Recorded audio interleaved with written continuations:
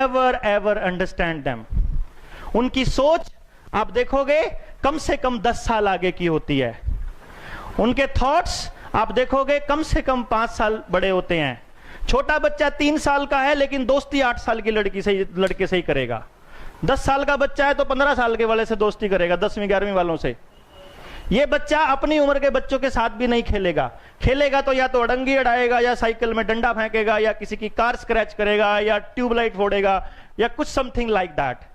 बंदूक उसका सबसे फेवरेट खिलौना होता है, बिकॉज क्योंकि मैक्सिमम पॉपुलेशन उसको नहीं समझ सकती, इसीलिए उसके अंदर एक अजीब किस्म की इरिटेशन पनपती रहती है।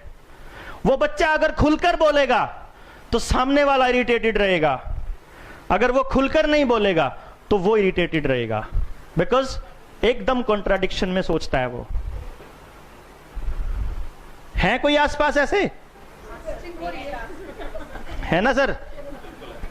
ये बच्चे आमतौर पे 7th क्लास के बाद इस एजुकेशन सिस्टम को रिजेक्ट कर देते हैं, अपने एजुकेशन सिस्टम को। After 7th class they have lost their all interest in the education। बस याद कर रहे होते हैं क्योंकि वो अल्टरनेट नजर नहीं आता। बस पास होना है, बस इतना करना है। मोबाइल के पासवर्ड, पड़ोसियों के wifi password, they have their ये उनकी सबसे फेवरेट काम है। मम्मी ने कोई चीज छुपाई है उसको ढूंढना, मतलब व्हेनेवर जो आप लॉक लगा रखे हैं वो तोड़ना उनका प्रायोरिटी होती है। दे आर अल्टीमेट हैकर्स, मतलब अगर उनको प्रोग्रामिंग सिखा दी जाए,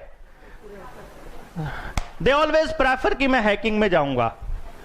और उसके पास बहुत सारी चीजें होती हैं। हम इंडियंस, स्पेशली हमारा एजुकेशन सिस्टम उन बच्चों को इतना खराब कर लेता है कि मैक्सिमम लोग या तो सारी उम्र इरिटेशन में गुजारते हैं या जेल में। हम इनको क्रिमिनल बना देते हैं आखिर में, क्योंकि उनकी बचपन की एक्टिविटी अगर आप देखेंगे तो समथिंग लाइक इस तरह की नजर आएंगे कि ये सोसाइटी में रहने लायक नहीं है। असल में ये सोसाइटी में रहने लायक नहीं होते।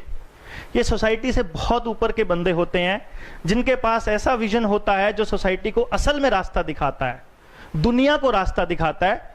बट उस दौर के लोग इनको कभी नहीं समझ सकते, चाहे मुंशी प्रेमचंद हो, चाहे शेक्सपियर हो, पैब्लो पिकासो हो, अरिस्टोटल हो, अरस्तु हो, गैलीलियो हो।